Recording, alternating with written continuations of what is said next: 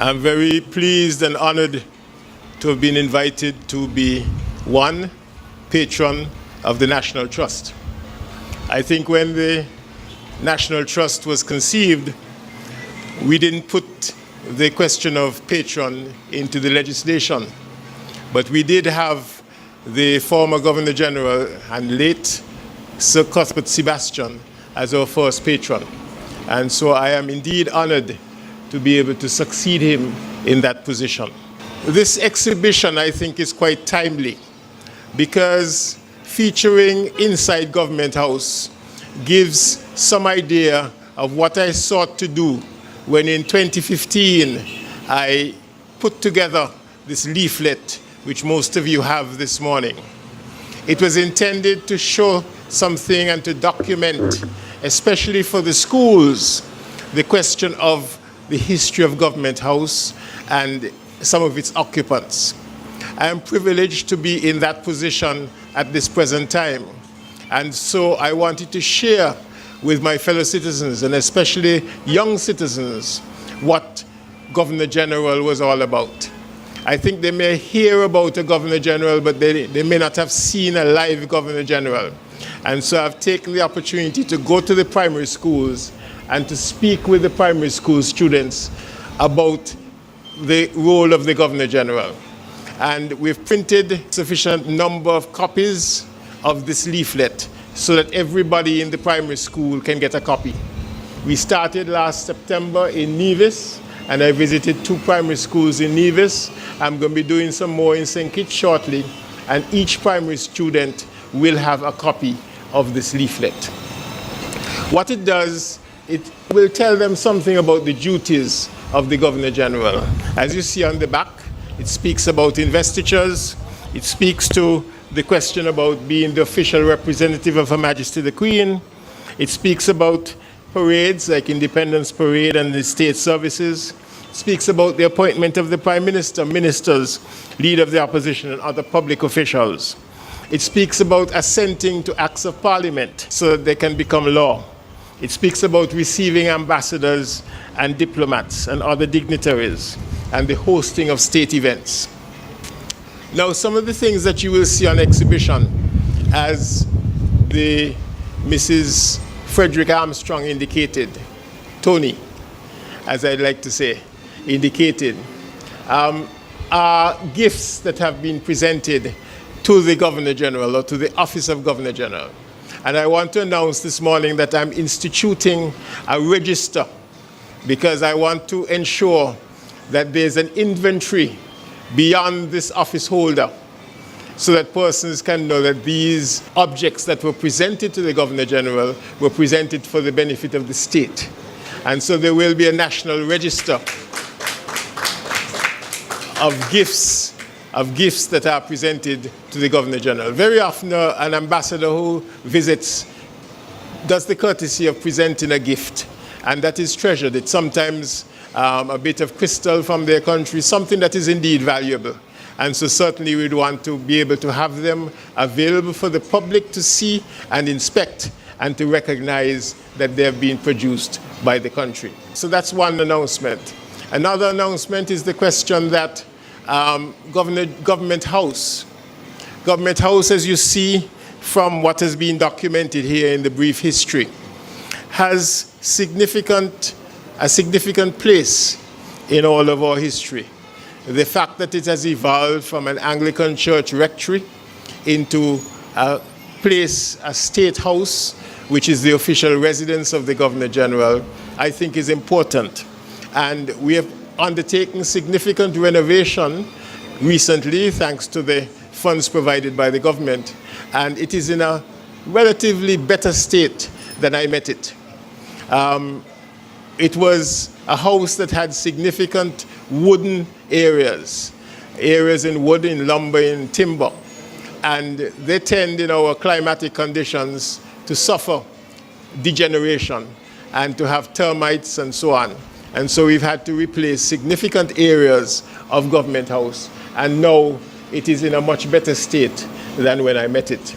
And there's still continuing work to be done in terms of ensuring that aspects of Government House are functional and that it can meet the needs of the country. Now, some things that you will see in the exhibition also, beyond Government House, are significantly personal. For example, I thank my parents for instilling in me some aspect of record keeping. So there's a book that my dad put every single school report into. And so you see the good, the bad, and the ugly as such. Most of them good. Most of them looking, promising.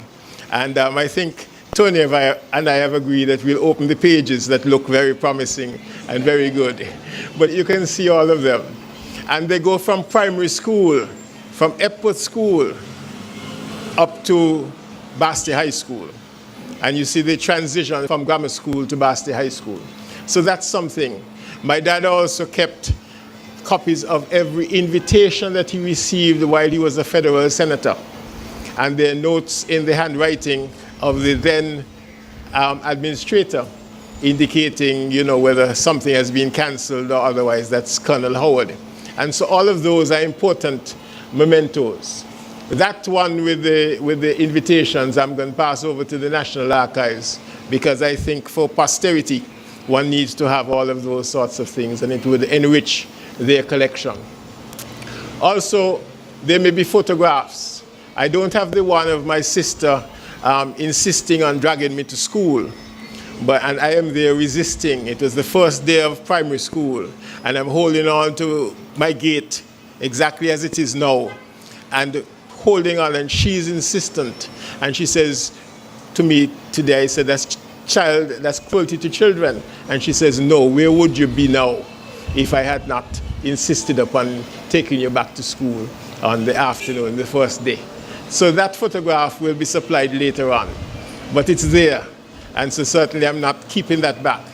And there are others with my parents, my mother, who was a diligent businesswoman and who was able to instill in me the whole work ethic, because every day I saw her going to work. And she had stopped school, went to sports school, and had stopped school at the age of 16 to be able to go to work to support her siblings. And so all of these instilled in you some work ethic. And the fact that, for example, although she didn't know Latin, she could still sit with my sister and read the translations for her so that she could prepare herself for higher school certificate examinations. And all of these are commendable traits of parenting that one had both on my mother and father's sides, and for which I'm grateful. And of course, I won't leave out the other side also. On my mother's side, my aunts and uncles, who were always very supportive in terms of anything that I did. There's even an example that I have from primary school when there was College Street Gut was running. And one of my uncles came up to Epworth School and said, no, I've come to carry you across the gut. So I said, how are we going to cross the gut? So he said, no, climb on my back. And I climbed onto his back. And we went, he was a tall individual, we went across the gut. In the middle, I think my weight started to be significant. And so he buckled somewhat, but we made it through the gut, and so on. And so all of those are features of family support that you treasure in terms of your upbringing. And as they say, where would I be now were it not for these acts of kindness? And so all of those things, and the fact that I came into the situation of being in St. Kitts and Nevis, being a witness to so many national events. I could witness aspects of colonial life through my father's involvement in the Federation and having to do with Government House. I could witness aspects of statehood, as I said at the statehood exhibition, having been, again, there as a youngster and seeing the raising of the statehood flag. And I could witness aspects of independence, having been an integral part of the preparation and so on, having been on the constitutional talks in 1982 and so on. So all of these are significant areas. And then to come now at this later stage, having served as Attorney General, to serve now in another public office as Governor General, with a break in between, of course, with the private sector, where I took part in the Chamber of Industry and Commerce's business as a director for a number of years, and also been in private practice. So mine has been a very interesting life.